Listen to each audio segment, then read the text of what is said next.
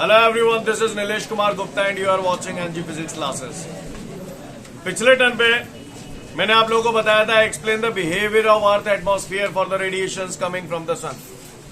फिर मैंने आपको बताया था behaviour of earth atmosphere for the radiations coming from the earth. ये सारी चीजें मैंने आप लोगों को बता दी थी और उसी वक्त मैंने आप लोगों को बताया था ग्रीन हाउस इफेक्ट. क्लियर है हम सभी को? यहां तक किसी को कोई दिक्कत? अगर ये सारी कथा आपको क्लियर है तो फिर मैं अगली बात पे आता हूं. हम सभी लोग ध्यान से सुनेंगे. Ready everyone? तो शुरुआत हम लोग जो करेंगे वो ग्रीन हाउस इफेक्ट से ही करेंगे. वैसे तो ग्रीन हाउस इफेक्ट मैं बता चुका हूं, लेकिन हल्के से इशारे की जरूरत है जिससे आप आगे की कहानी समझ पाए. तैयार है हम लोग? चलिए देखते हैं. ये आई थिंक अर्थ सरफेस है. सही बोल रहा हूं? ये आपका कौन है? कौन है ये एटमॉस्फेयर है. और ये आपका कौन है? सब आप ही का है. क्लियर? ये सन है. यहां पर ये जो बंदा खड़ा हुआ है इसको गर्मी का एहसास होता है सन से? जितनी गर्मी यहाँ पैदा हो रही होगी पूरी की पूरी याद होगी. यहाँ पे ज्यादा आते कम आते. यानी यहाँ से ऐसी कौन सी इलेक्ट्रोमैग्नेटिक वेव है जिसकी वजह से यहाँ पर हमें हीट का एहसास होता है? अच्छा, इंफ्रारेड रेडिएशन है. अरे जानता हो. अच्छा एक बात बताओ, इंफ्रारेड रेडिएशन जो इस बंदे तक पहुंच रही है, इस बंदे तक जो पहुंच रही है वो लो वेवलेंथ वाली है या हाई वेवलेंथ वाली? लो वेवलेंथ वाली पहुंच रही है. हाई वेवलेंथ वाली कहाँ आ रही है? अच्छा, एटमॉस्फेयर खा पी जाते हो है. लो वेवलेंथ वाली इंफ्रारेड रेडिएशन अर्थ के सरफेस तक पहुंच रही है. सही बोल रहा हूं? वेवलेंथ कम, फ्रीक्वेंसी ज्यादा. फ्रीक्वेंसी ज्यादा. हाँ, क्लियर? आरम पार कब? हाँ, फ्रीक्वेंसी ज्यादा आरम पार, फ्रीक्वेंसी कम नो आरम पार. क्लियर है ना सभी को? लो वेवलेंथ वाली इंफ्रारेड रेडिएशन आई, अर्थ ने उस रेडिएशन को एब्जॉर्ब किया तो अर्थ कैसी हो गई? गर्म. क्लियर? जब अर्थ गर्म हो गई तो फिर सांझ आ गई. जब सांझ आ गई तो अर्थ ठंडी होगी. हर गर्म चीज अपने अंदर से इंफ्रारेड रेडिएशंस निकालती है, हीट रेडिएशंस निकालती है. इसने लो वेवलेंथ वाले हीट रेडिएशंस एब्सॉर्ब किए थे. एमिट कौन से करेगी? तो ये हाई वेवलेंथ वाले इंफ्रारेड रेडिएशन एमिट कर रही है. अब ये हाई वेवलेंथ वाले सुना है मैंने सुना है ये अपर मोस्ट लेयर जो होती है वो आयनोस्फीयर होती है. ऐसा होता है? होता नहीं होता है. ये सबसे नीचे वाली है. ये बीच में बाकी की और है ना जो ज्यादा मन लग रहा है ना लिफ्ट. क्लियर? ठीक है, समझ गए मेरी बात को? अगर ये बात आपको समझ में आती है तो फिर गौर से सुनिएगा. ये जो हाई वेवलेंथ वाली इंफ्रारेड रेडिएशन है ये lower layer of the atmosphere यानी कि ट्रोपोस्फियर से स्ट्राइक करती है और यहीं पर बादल बादल बने हैं कि ना बने. तो जब ये इससे टकराती है तो फिर फाइनली क्या होता है? अच्छा, वापस लौट आती है जिसकी वजह से अर्थ का टेम्परेचर गर्म बना रहता है. सही बोल रहा हूं? जिसकी वजह से अर्थ का टेम्परेचर, अगर एटमॉस्फेयर हटा दूं तो अर्थ का टेम्परेचर कैसा हो जाएगा? हाई या लो? आप ये बात है, यहां से ये टकरान के लौट के आ रही है जिसकी वजह से अर्थ का सरफेस गर्म बना रह रहा है. अगर एटमॉस्फेयर नहीं होता तो ये रेडिएशन कैसे निकल जाती? सीधी निकल जाती, लौट के नहीं आ पाती. तो अर्थ का टेम्परेचर करंट टेम्परेचर से कैसा हो जाता? लो हो जाता. बात समझ में आई आप सभी को? वो कह रहा है कि अगर एटमॉस्फेयर ना हो, clear, if there would have been no atmosphere, अगर एटमॉस्फेयर ना हो तो अर्थ का टेम्परेचर करंट टेम्परेचर से कम हो जाता. जो बोला समझ में आया? आया तो पढ़ लो. इसके बाद ग्रीन हाउस इफेक्ट के बाद एक नोट दिया है, समझ जाओगे आप. पढ़ लिया सभी ने? आपने देखा होगा कई बार जिस रात आसमान में बादल होते हैं उस दिन उमस ज्यादा पड़ती है. तो क्यों ज्यादा पड़ती है समझ में आ रही है? बात सीन क्लियर है? आगे बढ़ जाओ.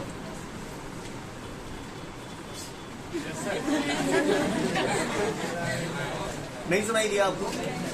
अच्छा, अब दे रहा है. अच्छा, मैं जो बोल रहा हूं वो ऑडिबल फ्रीक्वेंसी की वेव्स है. कहाँ है? हाँ, कहाँ है? हाँ, ऑडिबल फ्रीक्वेंसी की वेव है. और आपको वो जो ऑडिबल साउंड में जो बोल रहा हूं वो आपको सुनाई दे रहा है. आपको बता दूं ऑडिबल फ्रीक्वेंसी रेंज जो होती है वो 20 हर्ट्ज से 20,000 हर्ट्ज के बीच की होती है। क्लियर? 20 hertz to 20,000 hertz. कुछ लोग इसे 20 हर्ट्ज टू 20 किलो हर्ट्ज लिख देते हैं। तो घबरा तो नहीं जाओगे, डरक तो नहीं जाओगे। आप लोग जो साउंड सुन पाते हैं उसकी फ्रीक्वेंसी 20 हर्ट्ज से 20,000 हर्ट्ज के बीच की होती है। क्लियर? समझ में आ रही है बात? अगर साउंड की फ्रीक्वेंसी 20 हर्ट्ज से कम की है तो आप उसे नहीं सुन सकते। अगर साउंड की फ्रीक्वेंसी 20,000 हर्ट्ज से ऊपर की है तो आप उसे नहीं सुन सकते। आपकी जो फ्रीक्वेंसी रेंज है वो कितनी है? 20 हर्ट्ज से 20,000 हर्ट्ज के बीच की। समझ में आ रही है बात? क्लियर? अभी थोड़ी देर पहले जब मैं बोल रहा था तो आपको सुनाई दे रहा था? नहीं दे रहा था। क्यों नहीं दे रहा था? क्योंकि उसकी फ्रीक्वेंसी 20 और 20,000 के बीच में नहीं आती है, उसके बियॉन्ड आती है। समझ में आ रही है बात? ऐसी फ्रीक्वेंसी की वेव्स को कुत्ते सुन लेते हैं, कुत्ते। क्लियर? आप लोग सुन पाए? इससे क्या साबित होता है? अरे चुप करो, ऐसी बातें मत करो। क्लियर? पर मेरी बात समझ में आ रही है आप लोगों को? क्लियर है? तो कोई भी पूछे, ये अच्छा ओटी है, कई बार बोर्ड एग्जाम में आ चुका है। पिछले 10 साल के आंसर उठा के देखोगे 7-8 बार आपको मिल जाएगा। कोई भी पूछे ऑडिबल फ्रीक्वेंसी रेंज कितनी होती है तो उसको बोला लाला 20 हर्ट्ज से 20,000। क्या बोलोगे? समझ गए? वही लिखा है नोट में, पढ़ लो, फिर आगे बढ़ूंगा। सड़ है?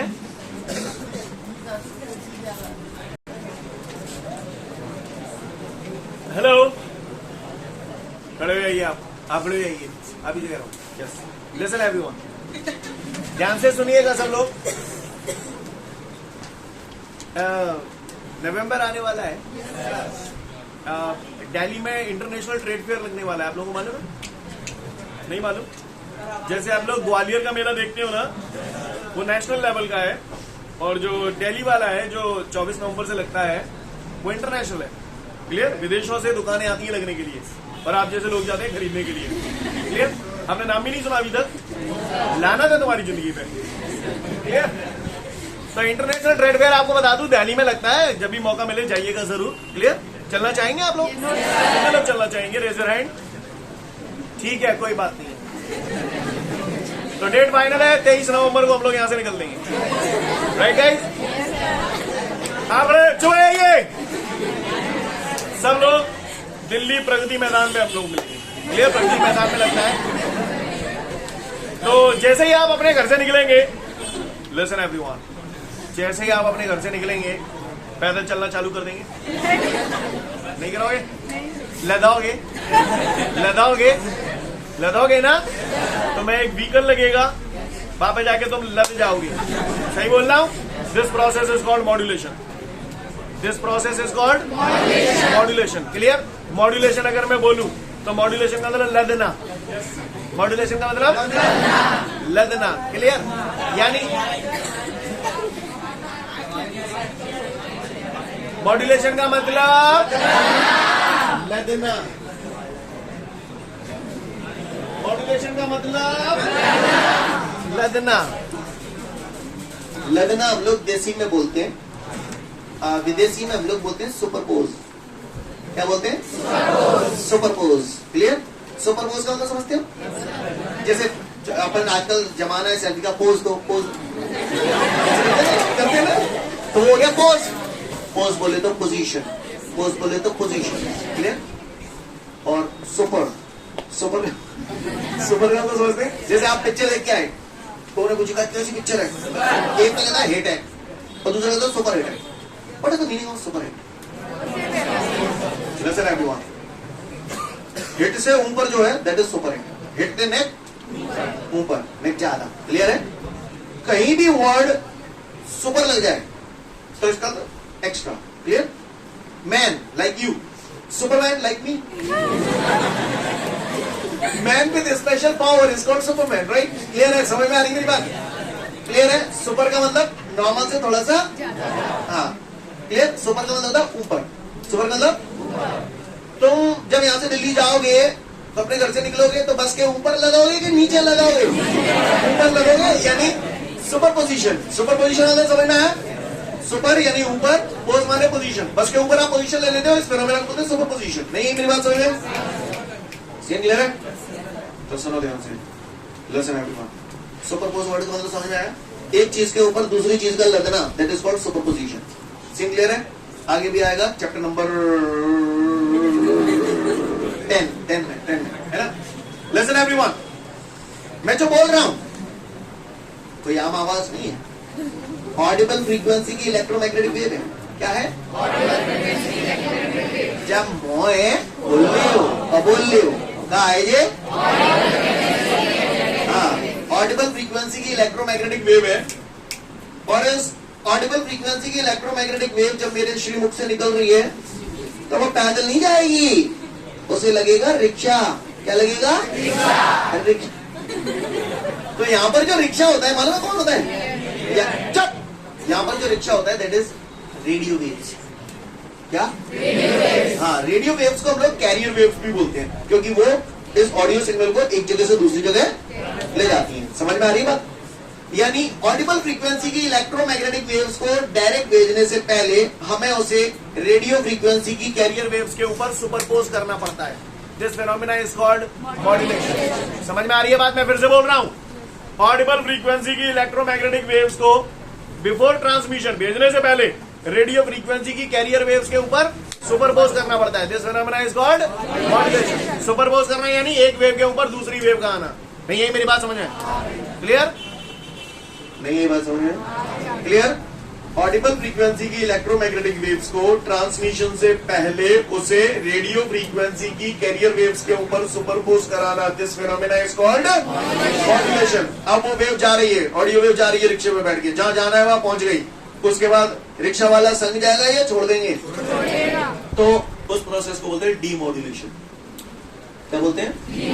पर अब डीमॉड्यूलेशन तो रहा नहीं। क्लियर? तो मॉड्यूलेशन समझ में आ गया आपको?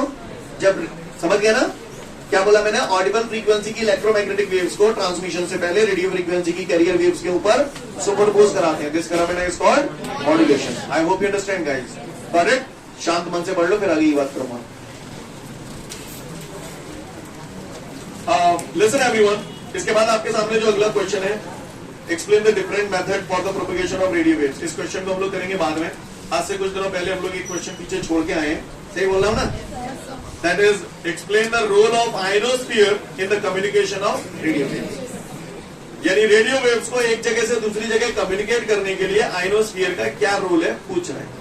Explain the role of ionosphere in the communication of radio waves. समझ में आ रही बात? रेडियो वेव्स को एक जगह से दूसरी जगह कम्युनिकेट करने के लिए आइनोस्फीयर का क्या रोल है। तो ये रोल भूल गया तिल्ली, ये अपन समझेंगे बाद में। क्लियर? क्योंकि इसको समझने के लिए हमको बहुत सारे कॉन्सेप्ट समझने होंगे। जिन लोगों के पास चैप्टर नंबर 9 के नोट्स पहले से किसी पुराने बच्चे के हैं तो घर पे जाके आज पढ़ लेना, जो मैं पढ़ाऊंगा है ना, याद हो जाएगा आपको मन में। और जिनके पास नहीं है कोई बात नहीं, यहाँ तो मैं पढ़ा ही रहा हूँ, साथ साथ चैप्टर नंबर 9 में भी पढ़ाऊंगा दोबारा। क्लियर? तो आप लोग ध्यान से देख लेना, क्योंकि 9 की चीज है यहाँ पर अप्लाई हो रही है, वो जब तक समझ नहीं आएगा आपको रोल ऑफ आइनोस्फीयर समझ में नहीं आएगा। क्लियर है? तो तैयार है हम लोग? तो चलो हम लोग सबसे पहले चलते हैं फ्लैशबैक में। 9-10 क्लास में एक जमाना था जब हम लोगों ने थोड़ा बहुत रिफ्लेक्शन और रिफ्रैक्शन पढ़ लिया था, याद है? तो रिफ्रैक्शन से आप वाकिफ हैं? रिफ्लेक्शन में कोई भी लाइट रे किसी सरफेस से टकराकर वापस उसी मीडियम में चली जाती थी, उसे रिफ्लेक्शन कहते थे। और रिफ्रैक्शन में क्या होता था? एक मीडियम से दूसरे मीडियम में चली जाए। तो जानते हो कि जब ना जान नहीं, तो जान नहीं हो, जानने हो ना जान नहीं, जान नहीं। दो तरीके के मीडियम होते हैं, कौन कौन से? रेयर और डेंसर। देखो कच्ची तो बोल परे, कच्ची तो बोल परे। क्लियर? जानते हो मतलब है रेयर मीडियम और अच्छा बताना। हवा और पानी, इन दोनों में कौन सा रेयर है कौन सा डेंसर है? हवा रेयर है, पानी डेंसर है। अच्छा, पानी और मटर पनीर, पानी रेयर है, मटर पनीर डेंसर है। मटर पनीर और गोवा, मटर पनीर रेयर है, गोवा डेंसर है। मतलब तमीज आते तुमने। क्लियर? अच्छी बात है।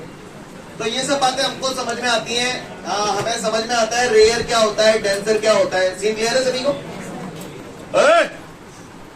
इधर ऑन द बोर्ड। तो हम सभी लोग यहाँ पर समझते हैं रेयर क्या होता है और डेंसर क्या होता है। इतनी तमीज है हम लोगों को, है ना? अच्छा मुझे एक बात बताओ, जब भी कोई लाइट रे रेयर मीडियम से डेंसर मीडियम की तरफ जाती है तो कहां की तरफ बेंड होती है? टुवर्ड्स द नॉर्मल, है ना? पर डेंसर टू रेयर जाती है तो अवे फ्रॉम द नॉर्मल। जानते हो जब भी कोई लाइट रे डेंसर मीडियम से रेयर मीडियम में जाती है, it always bends away from the normal, right? ऐसा हम लोग जानते हैं। जो जानते होंगे वही मेरी बात को समझ पा रहे हैं। क्लियर? हाँ हाँ हाँ, धरे रहा वही। ये लाइन ही ना दिख रही तो दिख रही लाइन है नाने।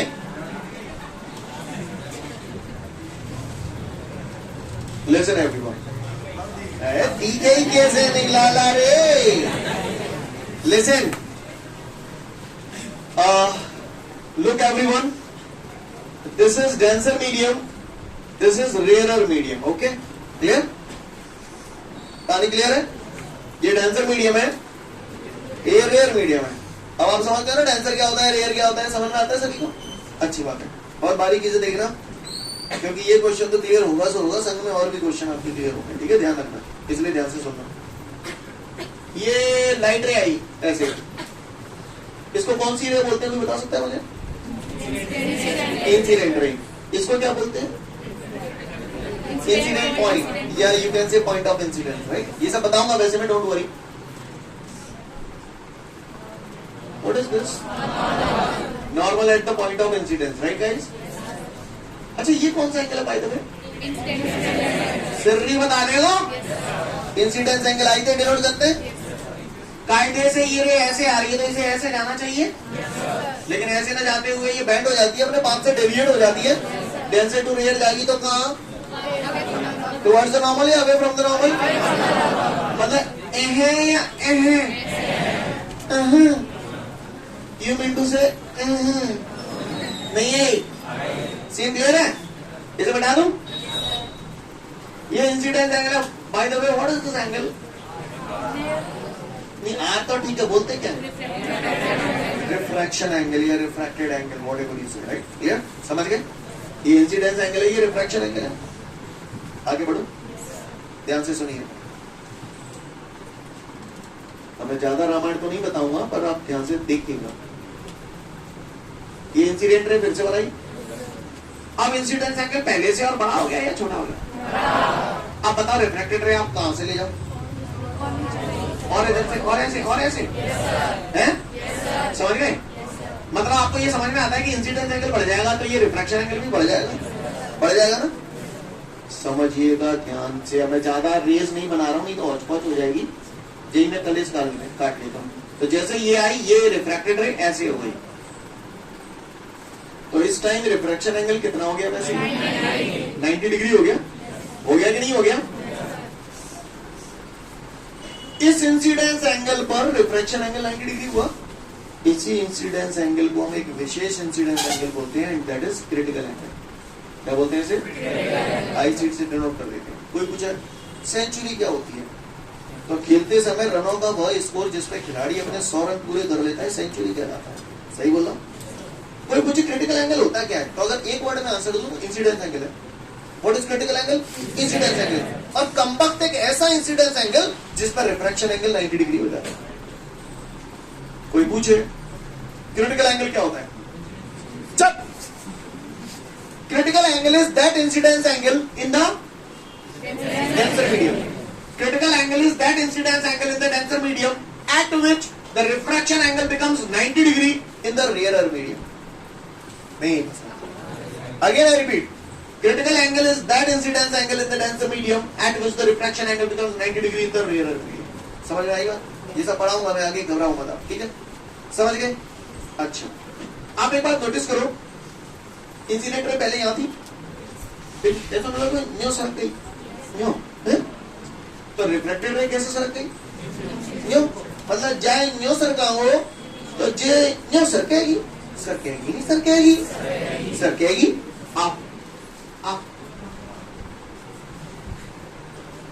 आप बताओ इंसिडेंस एंगल की वैल्यू किससे बड़ी हो गई? क्रिटिकल एंगल से भी बड़ी हो गई। अब इंसिडेंस एंगल की वैल्यू क्रिटिकल एंगल से बड़ी हो गई। इंसिडेंट रे न्यू सरकाई, चिक्के से सरकेगी। कौन सा फिनोमेना हो गया? रिफ्लेक्शन। यहाँ पर क्या हो रहा था, जब ये ऐसे गई ये रिफ्रैक्शन था, एक मीडियम से दूसरे मीडियम में जा रही थी। यहाँ पर क्या हुआ, टकरा के वही मीडियम में लौट आई। This is called, this phenomena is called टिर। क्या बोलते हैं इसे? हाँ, टिर मत बोलो टोटल इंटरनल रिफ्लेक्शन। क्या बोलते हैं इसे? क्या बोलते हैं इसे? हाँ, टोटल इंटरनल रिफ्लेक्शन। जब, ध्यान से सुनिएगा, जब डेंसर मीडियम में इंसिडेंस एंगल की वैल्यू क्रिटिकल एंगल से ज्यादा होती है, क्या बोला मैंने? जब डेंसर मीडियम में इंसिडेंस एंगल की वैल्यू क्रिटिकल एंगल से ज्यादा होती है, तो ये जो वेव है, ये जो रे है, वो इस सरफेस से टकरा कर वापस उसी मीडियम में लौट आती है। This phenomena is called total internal reflection. Clear? क्या बोलते हैं? When the light ray which is traveling in a denser medium is incident on the surface of rarer medium in such a way that the angle of incidence is greater than the critical angle, then the light ray reflected back into the same medium after striking the surface. This phenomena is called total internal reflection. Seem clear है? बात समझ में आ रही है? When a light ray traveling in a denser medium is incident on the surface of rarer medium in such a way that the incidence angle is greater than the critical angle, then the light ray reflected back into the same medium after striking the surface. This phenomena is called total internal reflection. कहानी समझ में आ रही है? शुद्ध देसी में अगर बात करूं, जो अभी आपको समझना, ये सब तो मैं पढ़ाऊंगा आपको, काफी डिटेल में हम लोग डिस्कस करेंगे। फिलहाल अगर इंसिडेंस एंगल की वैल्यू क्रिटिकल एंगल से ज्यादा हो, तो लाइट रे सरफेस से टकरा कर वापस वहीं की वहीं लौट आती है, उसी मीडियम में। इस फिनोमेना को बोलते हैं। अगर इंसिडेंस एंगल की वैल्यू क्रिटिकल एंगल से कम होगी तो क्या होगा? लाइट रे डेविएट होकर यहाँ निकल जाएगी, ऐसे निकल जाएगी, ऐसे ऐसे ऐसे। ये जैसे ये गई थी तो ये डेविएट हो गई, लेकिन फाइनली ऐसे निकल गई। नहीं है मेरी बात समझ? सही बोल रहा हूँ ना? लेकिन अगर इंसिडेंस एंगल की वैल्यू क्रिटिकल एंगल से ज्यादा होगी तो क्या होगा? टकरा कर वापस लौट आएगी। तो बोला समझ में? क्लियर है सभी को? कोई दिक्कत? अच्छी बात है। किसी जगह अगर चार्ज पार्टिकल का मूवमेंट आसानी से इधर उधर हो रहा है, तो आपको क्या लगता है, वो रेयर मीडियम है या डेंसर मीडियम? Rare medium. समझते हो आप लोग? हैं, अच्छी बात है। तो अब मैं क्वेश्चन पे आ रहा हूं। टोटल इंटरनल रिफ्लेक्शन समझ गए? ये रिफ्लेक्शन का फिनोमेना कब हो जाता है? जब इंसिडेंस एंगल की वैल्यू, हर इंसिडेंस एंगल पर रिफ्लेक्शन हो जाएगा क्या? नहीं होगा। कब होगा? जब इंसिडेंस एंगल की वैल्यू क्रिटिकल एंगल से ज्यादा होगी। वेरी गुड, आप लोगों ने बिल्कुल सही बोला। अब आप ध्यान से सुनिएगा। क्वेश्चन है, explain the role of ionosphere in the communication of radio waves. सुनिएगा, क्वेश्चन में बाद में समझाऊंगा। क्वेश्चन के बाद तिल लेने, तुम तो इधर सीधे आंसर पे आओ। पहले कौन है? अर्थ। दिखाई दे रही है सभी को? अर्थ की चांद पे जो डटो है एंटीना। क्लियर? ये ट्रांसमिटिंग एंटीना, जहां से सिग्नल भेजा जा रहा है। क्लियर? ये क्या है? एंटीना, रिसीविंग एंटीना, जहां पर सिग्नल ऑब्टेन किया जाएगा। क्लियर है? समझ में आ रही है बात? मान के चलो आपके घर में टीवी दिखाई दे रही है, आपको तो सिग्नल आ रहा है ना कहीं से। जैसे मान लीजिए मैं अपने मोबाइल से आपके मोबाइल को कॉल लगा रहा हूँ, तो मेरा मोबाइल हो गया ट्रांसमिटिंग एंटीना, आपका मोबाइल हो गया रिसीविंग एंटीना। कहानी समझ में आ रही है आपको? चलिए देखते हैं। लाला रे, ये हमारा एटमॉस्फेयर है। कौन है? फ्रीक्वेंसी ज्यादा, बोलो ठीक है। आरएम पार, फ्रीक्वेंसी कम, नो आरएम पार। सी क्लियर? गौर से देखिएगा सभी लोग, ये आइनोस्फीयर है हमारा, आईमोस्ट, ऐसे करके डिफरेंट डिफरेंट लेयर है। यस और नो? फिलहाल अपन यहाँ पर आइनोस्फीयर की बात कर रहे हैं, मान के चलो ये आइनोस्फीयर है। ठीक है? अब आप गौर से देखिएगा, आपने देखा है सन से भी रेडियो वेव्स वगैरह आती हैं, यहां से भी रेडियो वेव्स जा रही हैं। हाई फ्रीक्वेंसी, तो हाई फ्रीक्वेंसी वाली जो वेव होंगी तो वो तो आरएम पार हो जाएंगी। अब क्या है, गौर से देखना, जब ये रेडियो वेव्स यहाँ से पास होंगी तो आइनोस्फीयर में दुनिया भर की गैसेज होती हैं। गैसेज होंगी तो गैसें आयनाइज हो जाएंगी, आयनाइज हो जाएंगी तो बहुत अधिक तादाद में पॉजिटिव आयंस और फ्री इलेक्ट्रॉन्स पैदा हो जाएंगी, जो रैंडमली इधर उधर मूव करने लगेंगी आइनोस्फीयर में। इधर उधर इजीली मूव कर पा रहे हैं, इसका तो ये कैसा मीडियम हो गया? Rare medium. यानी ये जो आयोनाइज्ड मीडियम है, आयोनाइज्ड मीडियम है, वो रेयर मीडियम की तरह बिहेव करेगा, और इसके कंपैरेटिवली नीचे का जो अनआयोनाइज्ड मीडियम है वो डेंसर मीडियम की तरह बिहेव करेगा। एग्री करते हैं आप लोग इस बात से? अब यहां से कोई रेडियो वेव आई, यहां से कोई रेडियो वेव आई, समझना, डेंसर से रेयर जा रही है, डेंसर से रेयर जा रही है, तो अवे फ्रॉम द नॉर्मल बोलो। तो कुछ एक वेव जो हाई फ्रीक्वेंसी वाली होंगी वो अवे फ्रॉम द नॉर्मल जाएंगी, और ऐसे करते हुए सीधी कहां चली जाएंगी? स्पेस में चली जाएंगी। यस और नो? मेरी बात समझ में आई कि नहीं आई? मैं ज्यादा फिगर में सारी रेज बनाऊंगा तो आपको हॉचपॉच सी हो जाएगी। कहानी समझ में आ रही है? तो जो हाई फ्रीक्वेंसी वाली रेडियो वेव्स थी आयनोस्फीयर में से गुजरी तो एयर को आयनाइज कर गई। क्लियर है? बात समझ में आ रही है? और नॉर्मल से दूर होते हुए स्पेस में चली गई। समझ में आई बात? हाई फ्रीक्वेंसी वाली radio waves, high frequency RF। Clear?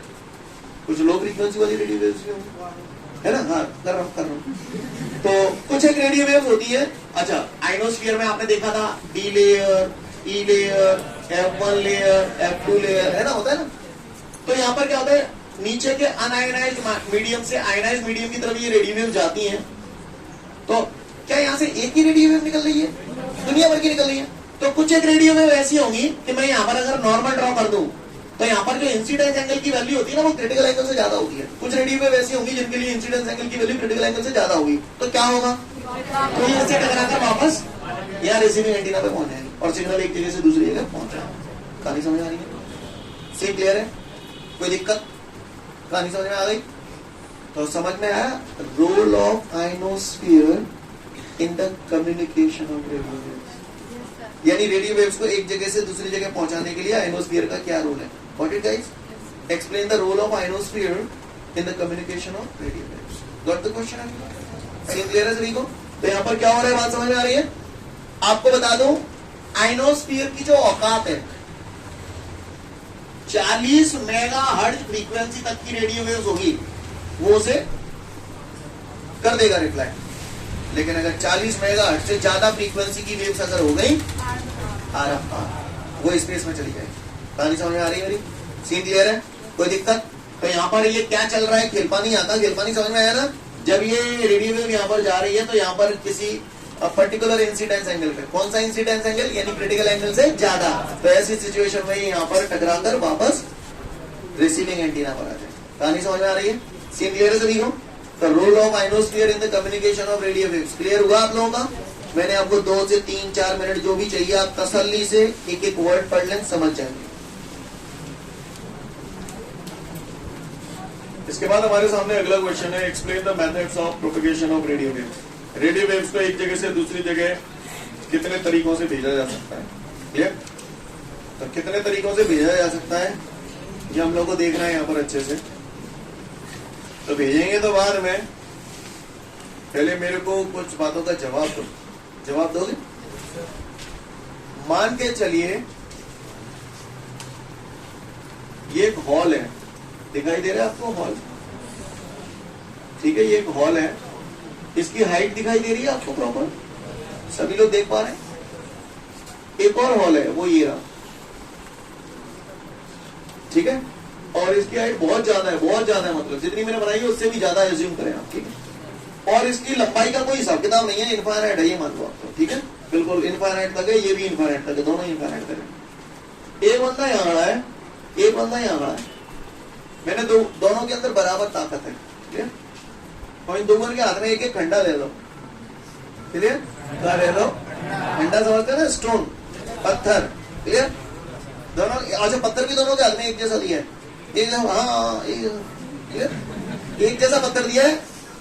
अब मैंने इनसे कहा कि भैया तुम्हें ये फेंकना है, ऊंचाई पे नहीं फेंकना है, डिस्टेंस पे फेंकना है, क्लियर? मतलब तुमको मैक्सिमम से मैक्सिमम डिस्टेंस पे फेंकना है, इसे जितनी ताकत लगाओ लगा दो, लेकिन इसे मैक्सिमम डिस्टेंस पे फेंको। तो कौन सा मैक्सिमम डिस्टेंस तक फेंक पाओ? ये वाला है, ये वाला ऊपर वाला, क्लियर है? सबको समझ में आता है? क्योंकि नीचे वो जब मैक्सिमम डिस्टेंस पे फेंकने की कोशिश करेगा ना, छत अड़ेगी, छत अड़ेगी, लेकिन जब मेरी बात समझ क्लियर है? तभी को सही बोला ना, जो बोल रहा हूँ आपको समझ में आया? छत अड़ी रही है, जामिनरी। जो बोला समझ में आया? अच्छी बात है।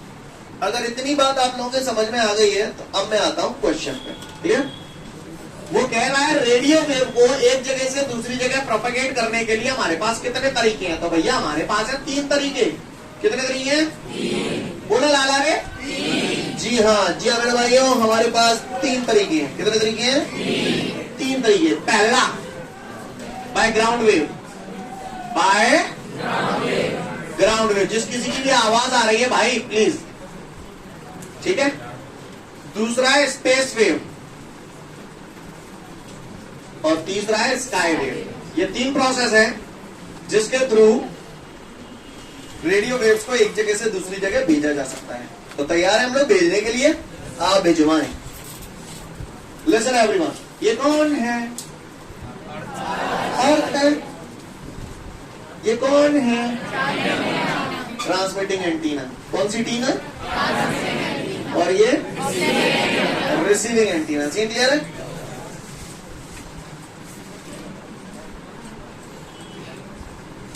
ये आइनोस्फीयर, ये ट्रोपोस्फीयर। क्लियर? क्लियर? ये लेयर है, डिफरेंट लेयर। ये आइनोस्फीयर है, ये ट्रोपोस्फीयर है। Scene clear? सबसे पहले मैं बात कर रहा हूं ग्राउंड वेव प्रोसेस के थ्रू, है ना। ग्राउंड वेव नाम आ रहा है ग्राउंड। इस प्रोसेस के थ्रू 1500 किलो हर्ट्ज तक की रेडियो वेव एक जगह से दूसरी जगह पहुंचाई जा सकती है। लेकिन यहां पर रेडियो वेव्स को जो पहुंचाया जाता है वो अर्थ के सरफेस के अलोंग पहुंचाया जाता है। यानी यहां से अर्थ का सरफेस कर्वेचर शेप होने के कारण ये, समझ गए ना, कर्वेचर शेप में हो जाती है और एक जगह से दूसरी जगह पहुंच जाती है। समझ में आ रही बात? यानी 1500 किलो हर्ट्ज तक की रेडियो वेव्स को ग्राउंड वेव प्रोसेस के थ्रू पहुंचाया जाता है इस तरीके से। सीन क्लियर है? समझ में आ रही है बात सभी को? कोई दिक्कत? आगे बढ़ जाओ। इसको हम लोग मीडियम वेव बैंड भी कहते हैं। क्या कहते हैं? Medium wave band. अब बता दिए space wave. Space wave process के थ्रू हम लोग 2000 किलो हर्ट्ज तक की फ्रीक्वेंसी की रेडियो वेव्स को एक जगह से दूसरी जगह पहुंचा सकते हैं। स्पेस वेव प्रोसेस में क्या होता है? ट्रांसमिटिंग एंटीना से रेडियो वेव्स को स्मॉल एंगल बनाते हुए एटमॉस्फेयर की तरफ भेजा जाता है। स्मॉल एंगल बनाते हुए, समझ गया? अर्थ के सरफेस से। अब जैसे ये यहां पर पड़ती है तो lower layer of the atmosphere यानी ट्रोपोस्फियर से ये टकराती है और फिर वही कहानी वही लग रही है। यहाँ पर इंसिडेंस एंगल की वैल्यू क्रिटिकल एंगल से ज्यादा हो जाती है, TIR हो गया और फाइनली ये रिसीविंग एंटीना पे आ गई। कहानी समझ आ रही है? सीन क्लियर है? कोई दिक्कत? अब बात आती है sky wave. Sky wave process के थ्रू हम लोग 1500 किलो हर्ट्ज से लेके 40 मेगा हर्ट्ज, देखो किलो मेगा यानी बहुत बड़ी फ्रीक्वेंसी हो गई। यानी स्काई वेव प्रोसेस के थ्रू हम लोग 40 मेगा हर्ट्ज फ्रीक्वेंसी तक की वेव्स को एक जगह से दूसरी जगह पहुंचा सकते हैं। इसमें हम लोग क्या करते हैं? ट्रांसमिटिंग एंटीना से ऑलमोस्ट वर्टिकली अपवर्ड डायरेक्शन में रेडियो वेव को पहुंचाते हैं। फिर वो यहाँ पर कहानी इंसिडेंस एंगल की वैल्यू क्रिटिकल एंगल से ज्यादा होती है, आइनोस्फीयर से टकराती है और रिसीविंग एंटीना पे पहुंच जाती है। कहानी समझ में आ रही है? अब आप ही बताओ, आपने स्पेस वेव भी देखा, स्काई वेव भी देखा, कौन सी प्रोसेस के थ्रू हम लोग लॉन्ग डिस्टेंस तक ट्रांसमिशन कर सकते हैं? हाँ, स्काई वेव प्रोसेस के थ्रू लॉन्ग डिस्टेंस तक का ट्रांसमिशन किया जा सकता है और स्पेस वेव प्रोसेस के लिए शॉर्ट डिस्टेंस ट्रांसमिशन। समझ में आ रही है? क्योंकि ये नीचे से ही टकरा कर वापस आ गई और ये ज्यादा हाइट से आ रही है। कहानी समझ में आ रही है आपको मेरी? सीन क्लियर है? और लोग फटाफट शांत मन से 2 से 3 मिनट का समय दिया आपको। पढ़ लिया सभी ने? इसमें यहाँ पर इन्होंने बोला है, आपने पहले मुझे बताओ, लॉन्ग डिस्टेंस ट्रांसमिशन के लिए हम लोग कौन सा प्रोसेस यूज करते हैं? Sky wave. कौन सा प्रोसेस यूज करते हैं? Sky wave. Sky wave process को हम लोग यहाँ पर शॉर्ट वेव बैंड भी बोलते हैं। क्या बोलते हैं? Short wave. समझ गए क्या बोल रहे हैं? शॉर्ट वेव, वेवलेंथ छोटी है, वेवलेंथ छोटी है तो फ्रीक्वेंसी ज्यादा है, तभी तो। समझ गया ना? कहानी क्लियर है सभी को? अगर ये बात समझ में आती है तो मुझे एक बात बताओ, आइनोस्फीयर मैक्सिमम कितनी फ्रीक्वेंसी तक की वेव्स को एक जगह से दूसरी जगह ट्रांसमिट कर सकता है? 40 मेगाहर्ट्ज। अगर कोई वेव 100 मेगाहर्ट्ज से 200 मेगाहर्ट्ज के बीच की है तो वो तो सीधी स्पेस में चली जाएंगी। आपको बता दो, टीवी सिग्नल जो होते हैं उन्हें एक जगह से दूसरी जगह पहुंचाना है तो भैया उनकी जो वेव्स होती हैं वो तो 100 मेगाहर्ट्ज से 200 मेगाहर्ट्ज की होती है। तो ट्रांसमिटिंग एंटीना से 100 मेगाहर्ट्ज जो 200 मेगाहर्ट्ज की वेव पहुंचाऊंगा तो ये तो सीधी पार रह जाएंगी। तो इस वजह से टीवी सिग्नल को एक जगह से दूसरी जगह पहुंचाने के लिए हम लोग क्या करते हैं? डायरेक्ट ट्रांसमिटिंग एंटीना से रिसीविंग एंटीना की तरफ पहुंचाते हैं, और बीच में लंबे लंबे घर होंगे भी अड़ेंगे, तो ऐसा करने के लिए हमें एंटीने की ऊंचाई ज्यादा से ज्यादा लेनी चाहिए। समझ में आ रही है बात? अब समझ में तो आ गया होगा, लेकिन प्रैक्टिकली इम्पॉसिबल दिख रहा है। सही बोल रहा हूँ ना कि इतने ऊंचे एंटीना हम लेंगे कहाँ से? तो इस वजह से फिर नई टेक्नोलॉजी है जिसमें हम लोग सैटेलाइट यूज करने लगे। पहले आपने देखा वो एंटीना छतर पे ऊंचे ऊंचे लगते हैं, क्लियर?